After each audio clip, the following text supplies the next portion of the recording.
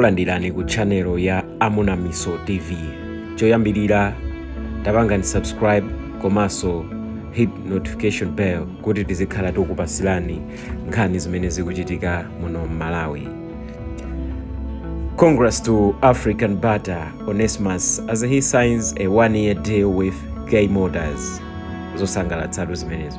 Pakadali panopa K Motors ampatsa Onesimus 20 million kwacha, tikuti 20 million kwacha kuti apite ku Nigeria akajambule nyimbo ija anaimba makamaka nyimbo imene ndi Controller remix imene waimba ndi Joeboy komwe waku Nigeria.